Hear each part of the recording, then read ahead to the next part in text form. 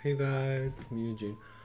So I know I'm reading other books besides these like murder mysteries. Like I read all my like for college stuff and like in high school, all those books I've read and like what's it called? Like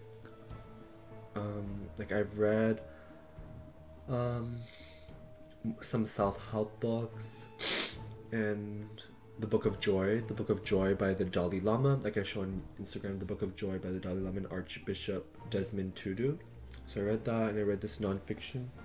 I read a nonfiction book, a bunch of short nonfiction people's stories. So I've been reading other books too. I'm not just reading these books. So don't be like super concerned about me, okay? These are just interesting, okay? It's good, and these are understandable to me. So some books are really philosophical, and the more philosophical a book is, it can be really hard to understand, right? I mean, some people like that. Okay, so let's get started. So this is by Agatha Christie. It was published in 1949 and republished in 2011. It's published by Limited, a Korean company, and the title is Crooked House. Crooked House, and there's 236 pages, okay? So this is a book review and a little bit mostly summary and a little bit some interpretation things, okay? So, and then we have the fan.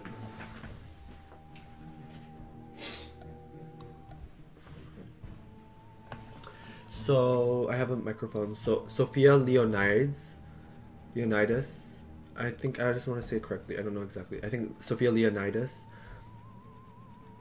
is beloved by the narrator. So her fashion sense and countenance are all amazing. The narrator loves Sofia, but he says he might not be able to talk to her for a few years. He'll go somewhere. Charles, the narrator, knows that he does not want to ask her to marry him now. If she accepts or if she doesn't accept, both situations would not turn out well. Because he wants to go somewhere, right? So Sofia lives in the Swinley Dean residence. She lives in a, quote, a little crooked house. Her family is quite large: a brother, Eustace, sister, Josephine, mother, Magda, father, Philip, uncle, Roger, aunt by marriage, Clemency, great aunt, Edith de Havilland, grandfather, Aristide, who is a rich Greek man, and step-grandmother, Brenda. Okay, so friendly letters are created and exchanged between Sofia and Charles, who is the narrator. It is emphasized that the letters are not love letters, merely about daily happenings. Aristide Leonidas dies, as discerned by Charles through a newspaper column. Charles notices some disturbance or unease. Sofia dismisses Charles' request for marriage due to the fact that her grandfather just recently had been killed, most likely. They must solve this case first before any happily ever after notion can be entertained or perceived. Charles works in the diplomatic service. Charles' father is an assistant commissioner of Scotland Yard. They all become under observation. Aristide Leonidas dies at 87 years old. He was resilient, so Sofia thinks his death is conspicuous. Charles' father is surprised that his son knows what case he is working on when he is asked about it. There is a bit of contrast between the description of the old man being Charles' father versus the old boy being Charles, the former being more inquisitive, whereas the latter is more frustratingly tense about not knowing all the facts at this point. So that means, Charles' father is inquisitive and Charles himself is frustratingly tense about not knowing all the facts at this point. Charles' father says that this murder might be all right if the right person did it. In reality, though, of course, there is never a right person to commit murder. It's always wrong, right? It's always wrong. However, with family relations, situations definitely can get more complex, just as with societal relations. Aristide Leonidas had a restaurant and built several more, as well as many businesses in a variety of other industries or professions.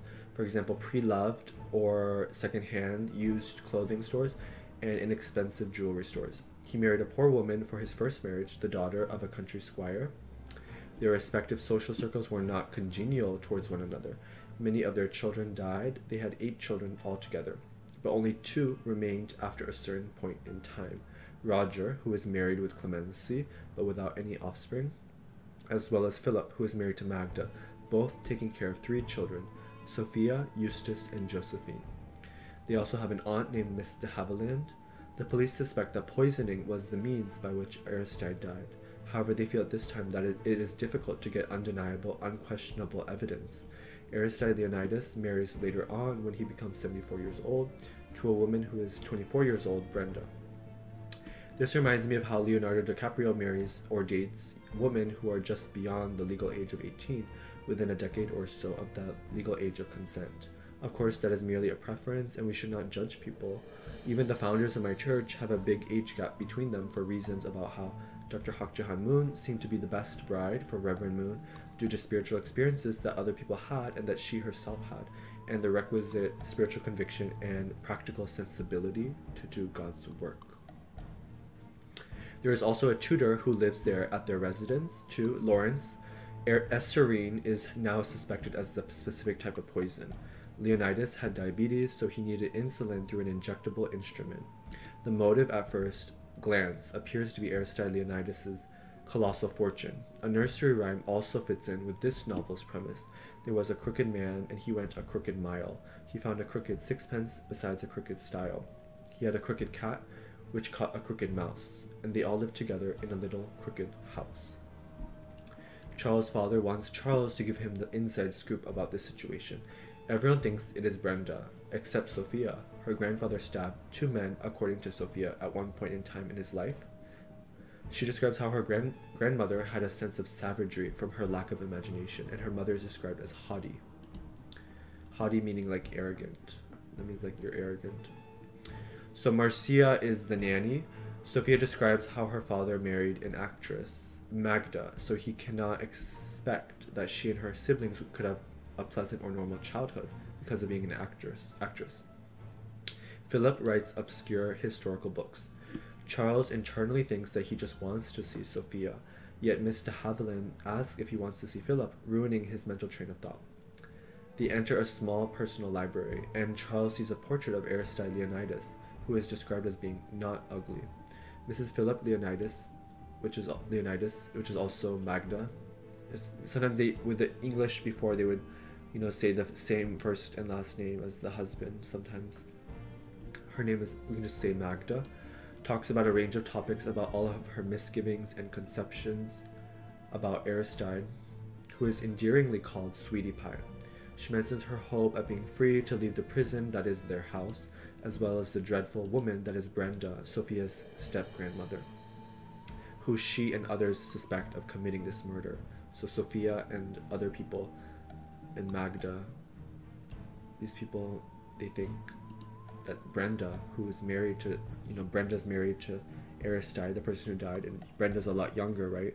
So they all think she committed the murder because she wanted money, right? So Magda tells Sofia to be subtler and more protective of the family. Stigmine, I don't know how to say that, otherwise known as Esserine, is again seen as being the type of poison. Johnson, the valet, is suspected by Philip, but Taverner says that he had been receiving bonuses for some time and had a steady relationship with Aristide. Mr. Leonidas did not appear to know that he would be murdered, so he didn't know. The door is never kept locked. Aristide died before the doctor came in to see him. His father allowed them to all be financially independent, with all his bonds and securities with £150,000 entrusted to Philip. Philip's brother Roger became chairman and the principal shareholder of Associated Catering, which was somewhat equivalent in financial terms. So being the principal shareholder was the same as having the bonds and securities, kind of. Being the owner of the business, right, was equivalent in financial terms, okay? So the terms of the will are described. £100,000 to his stepmother, Brenda, in addition to her receiving the marriage settlement. Then the property's equity would be divided in thrice. 1/3 to Philip, 1/3 to Roger, and 1/3 split up in thirds to Aristide's 3 grandchildren, which are, Josephine, Eustace, and Sofia. Philip at this point thinks that the marriage between Brenda and Aristide was unwise. His son Eustace suffered from infantile paralysis, not a severe case, but one that has required him to be tutored privately, alongside his sister Josephine. Philip describes Lawrence Brown's teaching style to be gracious and sufficient. Philip dislikes gossip, but he thinks that Lawrence Brown may be having relations with Brenda due to the proximity of their respective living quarters, something he is questioned and prompted to answer by the chief inspector, Taverner. Mrs. Philip is otherwise known as Magda West, her stage name. Like I said earlier, there is a queer smile from Magda as she recounts about if Mrs. Brenda Leonidas was happily married prior to the death of Aristide and whether or not she and Brenda got along nicely. So Magda's seeing if she telling the inspector if she and Brenda got along. When asked about the true relations between Brenda and Mr. Lawrence Brown, Magda feels discontent. Mrs. Leonidas, otherwise known as Clemency, Roger's wife, believes that Brenda is the culprit. Roger expresses a desire to strangle Brenda if she is truly culpable, something that Clemency advises against, and something Homer Simpson does to Bart a lot. Roger Leonidas was in London at the Associated Catering headquarters during the time of death. Clemency had been at the Lambert Institute on Gower Street. Clemency's work revolves around atomic disintegration's radiation effects through experiments, focusing on its therapeutic effects. Roger praises his wife gushily for all her efforts and lack of complaining. Her first husband did crystallography work. Brenda had the face of someone who had been crying, dressed in black clothes of mourning. Brenda was unaware that there was esserine in the injectable device, even though she gave the concoction to Aristide. She is so devastated at the loss of her husband, and she hates reliving or recounting the nightmare. Both Brenda and Mr. Brown do not want a solicitor, which is like a lawyer, to represent them. Mr. Brown denies any feelings of romance between himself and Brenda. Brenda and Charles speak. Brenda appears to be defensive, asking him who he is, implying that she questions his qualifications. She wants to defeat the stereotype that you can only marry people who are close in age. They had good synergy, sincere synergy. Brenda met him at the Gay Shamrock, some sort of diner or bar. She tried to return love to him with the food he liked and the appearances that he liked. Sophia says how Charles has been fooled by Brenda's charms and wit. Charles says he is happy knowing her side of the story. Sophia describes how her grandfather's marriage with Brenda was just a mechanical, planned initiative, like his business endeavors. Sophia says how Lawrence and Brenda both are unattractive. Josephine does not want to divulge the info that she knows anything. Eustace and she enjoy detective plots / stories. Aristide loses money because of the Jezebel play. He had lost money because he had lost money because of the Jezebel play. Jezebel is from the Bible, typically seen as a bad person. In the play, however, she is seen as a good, virtuosic person. Josephine says how she didn't like her grandfather because he made her stop learning ballet. Roger doesn't like being seen as untrustworthy, according to Josephine, as shown with his last conversation between him and Aristide. Josephine was eavesdropping on their conversation. Charles snaps at Josephine for eavesdropping like a naughty little girl. Magda advances romantically towards Charles and says, "My dear, thank goodness you're still here. One needs a man so badly." Then Magda begins her recollection of the events that transpired. She says that Brenda destroyed Aristide's will. Magda says that Brenda destroyed Aristide's will, as the officers' detectives can't find it. We don't know if that's actually true, of course. The bank does not have it. The will must be signed by the testator in the presence of 2 witnesses who also must sign their names, similar to how we do for mail-in ballot voting. Janet Walmer is the parlor maid. She and Roger were the 2 witnesses for the will. The will was in the safe. The will that they have, though, is unsigned. Josephine says how the police are stupid. This is a typical comment from children, although I sometimes think the same way, especially with all the recent Black Lives Matter protests. Her comment is very blasé and unfiltered. Now both Roger and Brenda are suspected. It could have been either of them. Taverner and Charles criticize all of Roger's choices.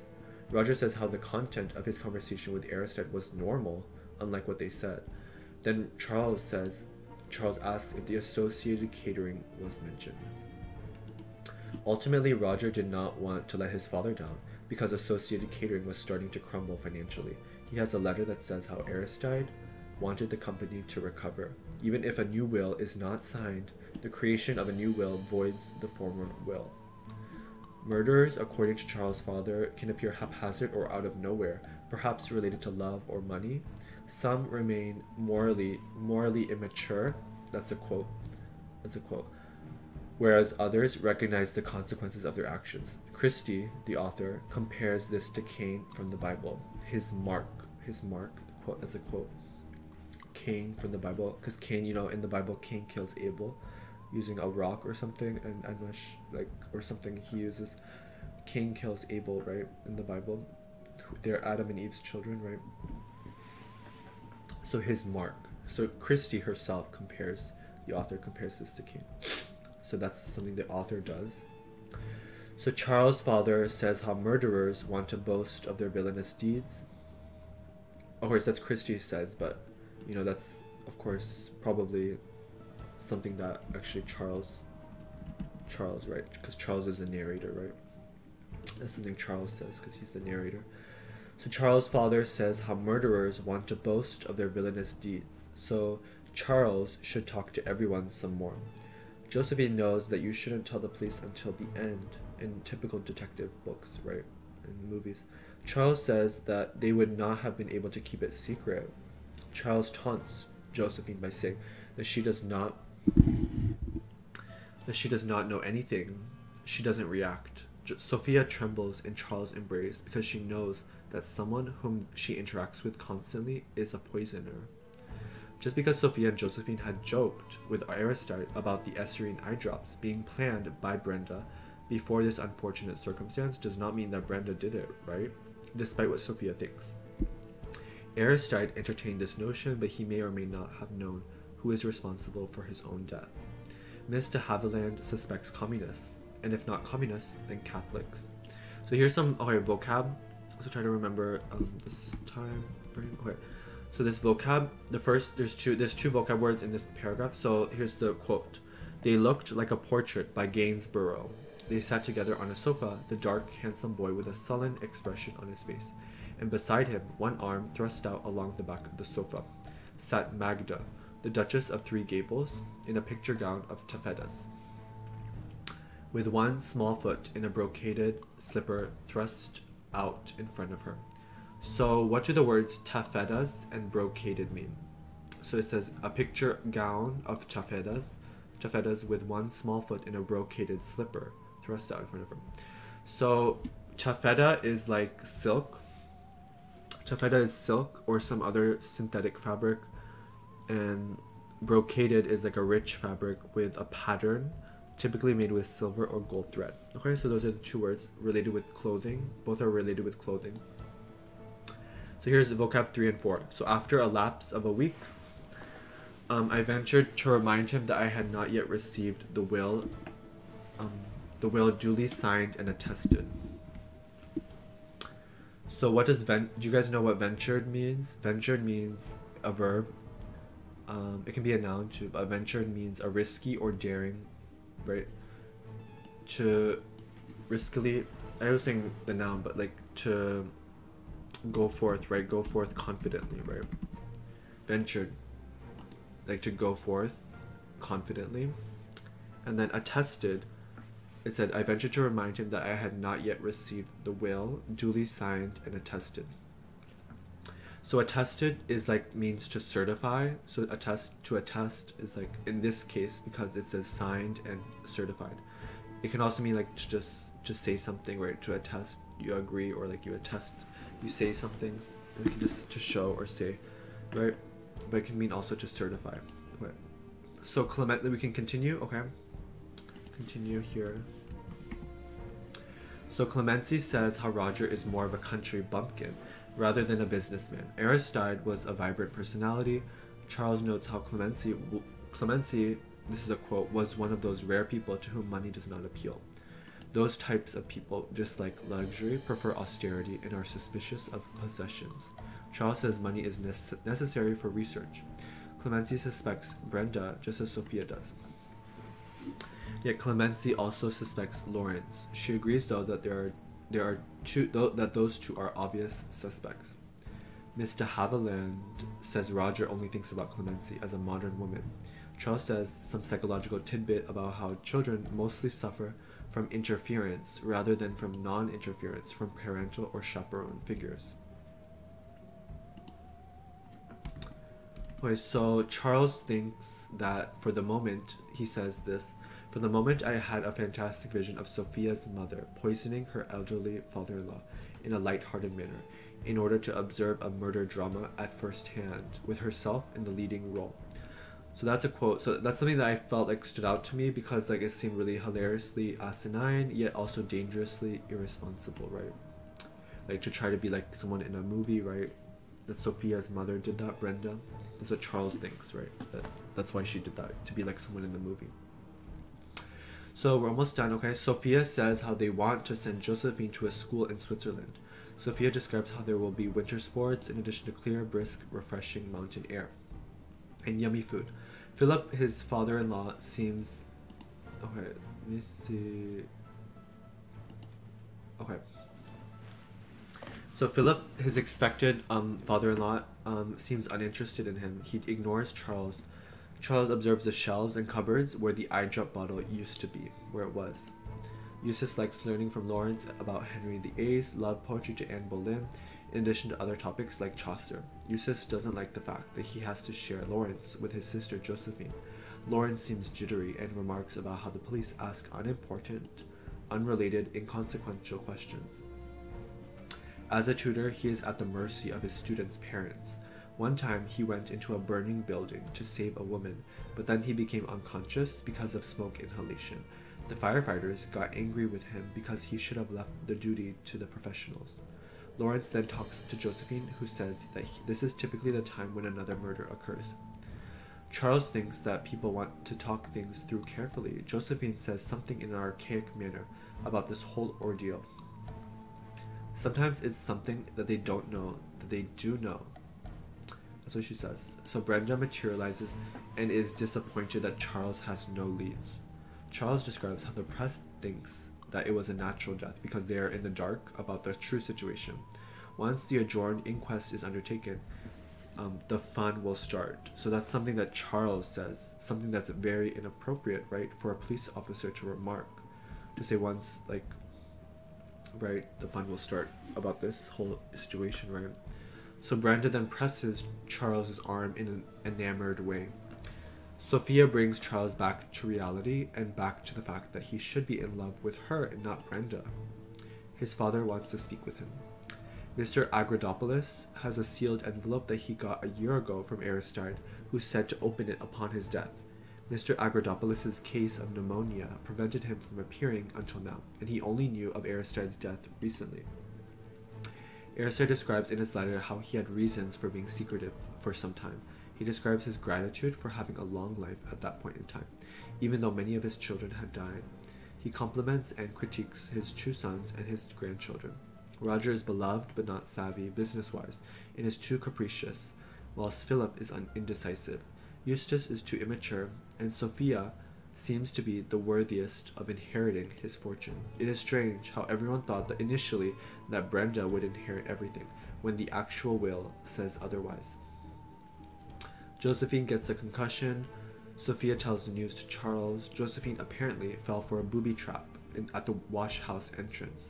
She is bleeding on her head, although the severity of the injury is unclear. Magda cries because the hospital staff would not let her see her baby girl, her sunshine spectacular. Philip consoles her with a shush or hush. The way Josephine is described reminds me of Pearl, a mischievous child, but very astute, from The Scarlet Letter by Nathaniel Hawthorne. Josephine's disheveled room shows that someone was looking for something. Brenda's love letter to Lawrence is there in the wash house or workhouse. She describes how she wants him to be her husband after Aristide's death. She says, "Soon we shall be together for always."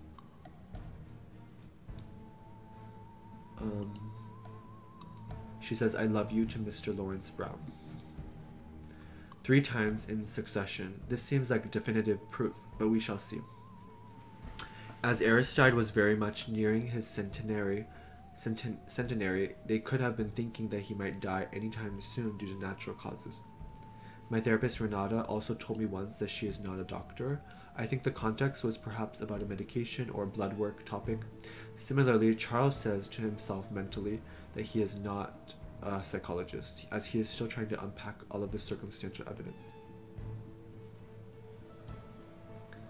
Mr. Gaskill reads the will, and then Magda says sarcastically and lovingly how it is great that Sofia has inherited so much wealth. So Magda, which she is Philip's wife, and Philip, they have the three children, Josephine, Eustace, and Sofia, Josephine, and Eustace, right? And Eustace and Josephine are tutored by Mr. Lawrence Brown. Okay, so just to recap. So one important description is as follows. Her, Magda's hand, crooked into a claw, twitched urgently at Sofia. You know, after she said like, oh, it's so great, you got so much money, right? And then her hand is like all crooked and like urgently going like this, right? Like this. So Roger defends Sofia, however, saying that he does not want any of the money and that he will go with Clemency off to the West Indies like Columbus's planned journey, though not what actually happened, of course, historically, for American history.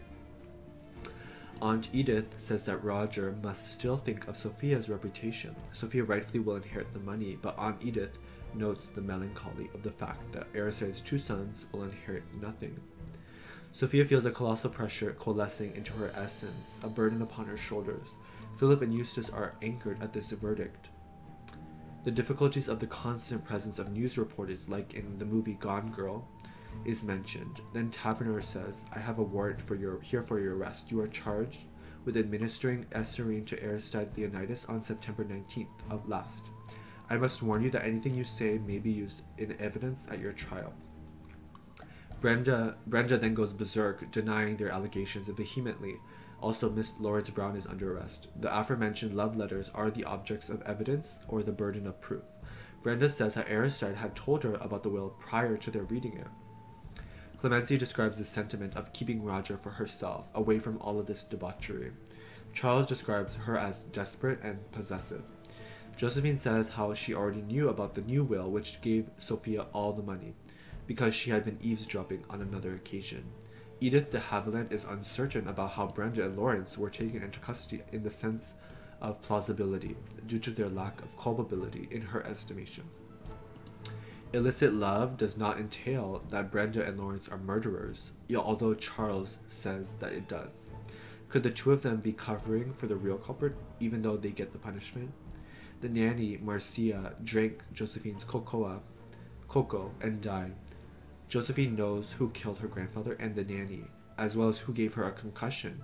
Sophia is worried out of her mind because later Josephine is gone with Aunt Edith. They read a letter that says how Aunt Edith accepts responsibility for the two deaths. Then they all realize that the true culprit is Josephine. Josephine had been writing journal entries of all of her misdeeds, similar to Anne Frank because of the journaling aspect, and yet unsimilar and different because of Josephine's guilt, whereas, you know, Anne Frank was innocent, right? Anne Frank's innocence, but it's similar because, you know, they have the journal entries, right? Josephine had been writing journal entries of her misdeeds. So, okay. And then the previous confession by Aunt Edith is most likely a forgery by Josephine. Or maybe it could be Aunt Edith, you know, doesn't want to believe. Or it could be, you know, and then I could say here, right? It could also be that Aunt Edith, right? Aunt Edith is unaware of Josephine's murderous capabilities, right? It could be a forgery by Josephine, or it doesn't say, right? So it could also be that Aunt Edith is unaware and she actually did write the letter and she was just unaware and she just went to talk to her. So where Aunt Edith and Josephine go is not stated, but Josephine will most likely need to go to juvenile court, right? Okay, so, oh, you guys, so I hope you could follow through. Like, it's hard to follow, I know, with all the names. It can be confusing. I try to make it easy to understand with all the names, but I'm also going to put this, like I said in the other murder, I'm going to put this on Medium, so if you want to read my Medium articles, you can read that. So yeah, I'll put this on Medium, and like,